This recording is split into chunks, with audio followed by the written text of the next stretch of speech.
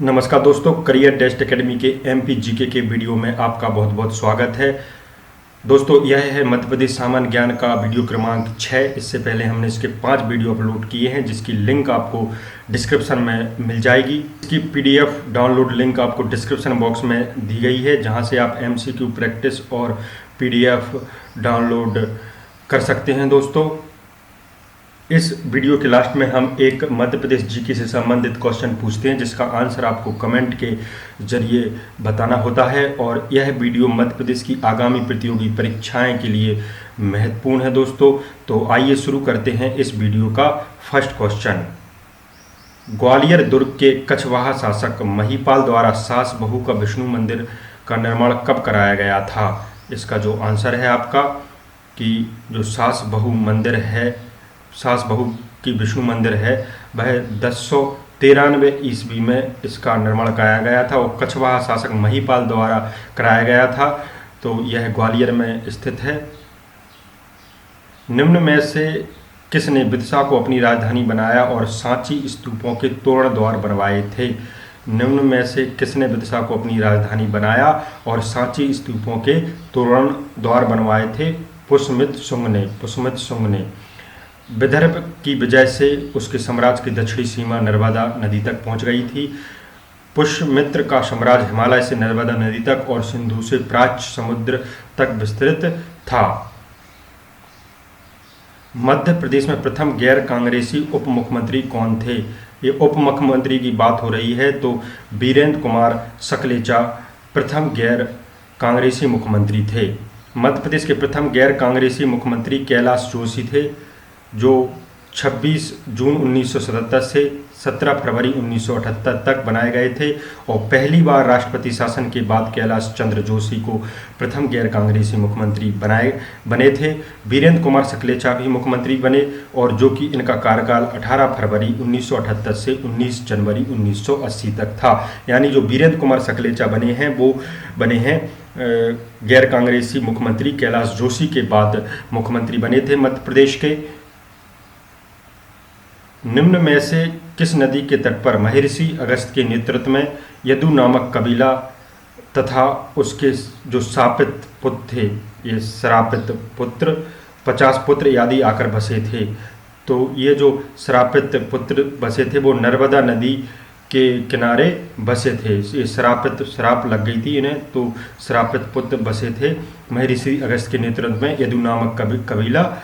ये छत्रसाल बुंदेला का जन्म कब हुआ था? आपको बताना है कि छत्रसाल बुंदेला का जो जन्म हुआ था, वह 4 मई 1649 ईस्वी को हुआ था। छत्रसाल भारत के मध्य युग के एक प्रतापी योद्धा थे, जिन्होंने मुगल शासक औरंगजेब से युद्ध करके बुंदेलखंड में अपना राज्य स्थापित कर लिया था। इन्हें महाराजा की पदवी प्राप्त हुई थी। इनका जन्म 4 मई 1649 को टीकमगढ़ जिले में हुआ था। इनकी मृत्यु 20 दिसंबर 1731 को हो गई थी। इनके पालक चंपत राय थे।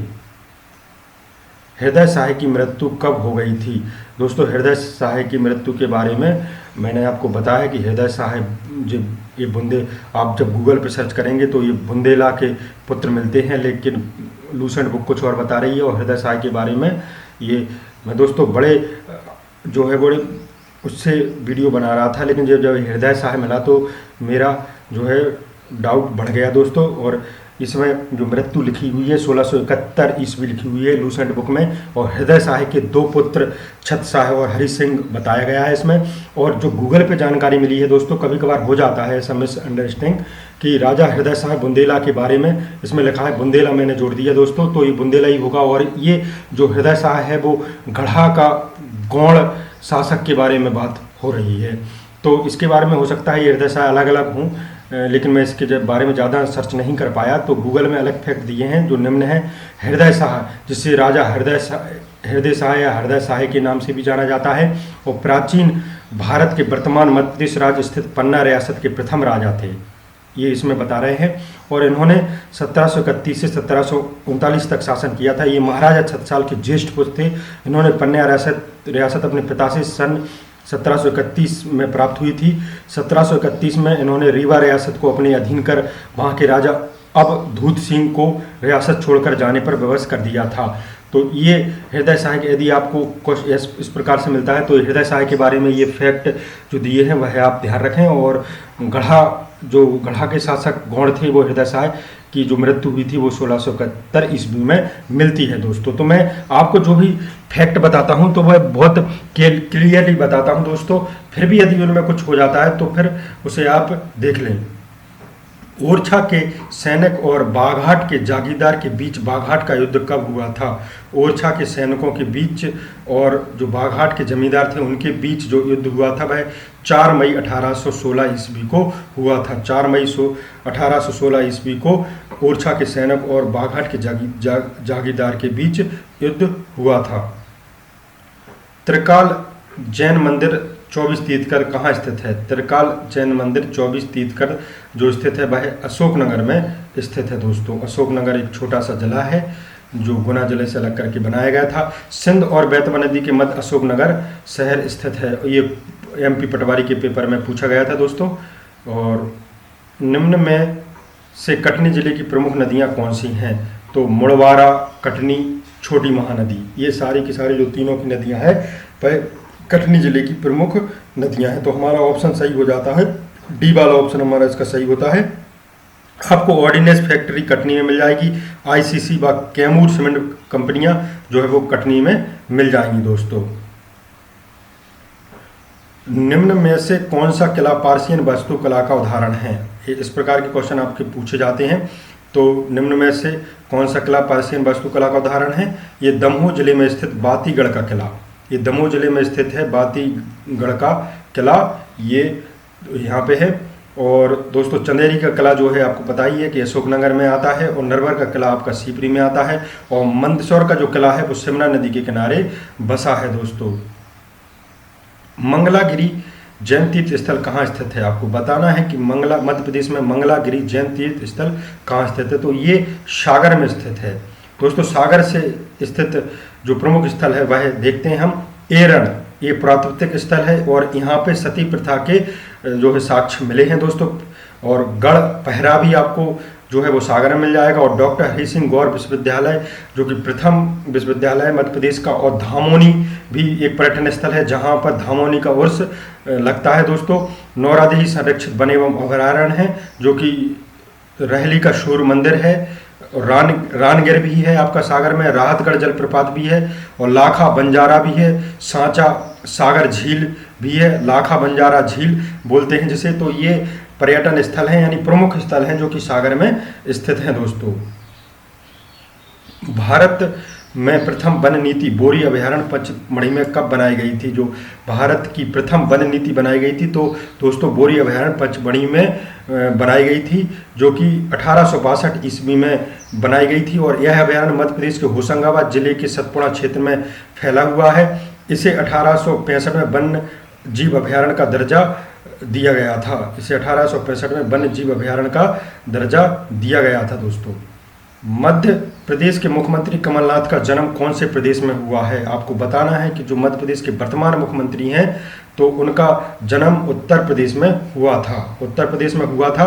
और मध्य प्रदेश के मुख्यमंत्री कमलनाथ का जन्म 18 नवंबर 1946 में कानपुर में हुआ था। कमलनाथ को 16वीं लोकसभा में प्रोटेम स्पीकर भी चुना गया है। और पहली बार 1980 में 7वीं लोकसभा के लिए छिंदवाड़ा से ये सांसद बने थे। और इनके बारे में ये है, इनका जो पुत्र है नकुलनाथ, और ये स्वयं छिंदवाड़ा से विधानसभा का जो है वो पर्चा भरा है इन्होंने। और इनके पुत्र ने छिंदवाड़ा ही लोकसभा से लोकसभा का पर्चा भरा है। निम्न में से किस प्रसिद्ध हस्ती का उपनाम पाँव पाँव भैया के नाम से भी जाना जाता है? दोस्तों ये पाँव पाँव भैया के नाम से जाने जाते हैं हमारे जो पहले शिवराज सिंह चौहान मुख्यमंत्री रह चुके हैं। ये पूर्ववर्ती मुख्यमंत्री हैं और शिवराज सिंह चौहान को मामा के नाम से भी जाना जाते हैं। इनका कार्यकाल मुख्यमंत्री के रूप में मध्य प्रदेश शासन में 29 नवंबर से 2005 से 17 दिसंबर 2018 तक इनका शासनकाल रहा है, जो कि मध्य प्रदेश के इतिहास में सबसे बड़ा शासनकाल रहा है मुख्यमंत्री का। और राजन जैन को ओशो या रजनीश के नाम के उपनाम से पुकारा जाता है। कामता प्रसाद गुरु को व्याकरण 4 के नाम से उपनाम से जाना जाता है। दामोदर पुरोहित को सहकारिता पुरुष के नाम से जो है वो जाना जाता है, उपनाम से जाने जाते हैं सहकारिता पुरुष। चलते हैं हम अगले क्वेश्चन की तरफ। बैतूल जिले की कोरको आदिवासी क्या कहलाते हैं? बैतूल जिले के कोरको आदिवासी जो कहलाते हैं वो बाबरिया कहलाते हैं दोस्तों, ये बाबरिया कहलाते हैं। पचमढ़ी क्षेत्र में रहने वाले कोरको बंदोरिया कहलाते हैं। जो पचमढ़ी क्षेत्र में रहते हैं वो जो होते हैं वो कोरको आदिवासी होते हैं, वो बंदोरिया कहलाते हैं। कोरको जनजाति दो उपवर्ग में विभाजित है, एक पाथरिया कोरको, एक राज कोरको। पाथरिया कोरकू कृषक मजदूर कहलाते हैं, राज कोरकू समर्थ होते हैं क्योंकि इनके पास कृषि योग्य भूमि होती है। तो ये कोरकू जनजाति से संबंधित फैक्ट हैं। पचमढ़ी आरक्षित क्षेत्र 1999 में बना था। इसमें बैतूल, होशंगाबाद और छिंदवाड़ा का कुल क्षेत्रफल कितने किलोमीटर है दोस्तों, कितने वर्ग किलोमीटर होगा यह?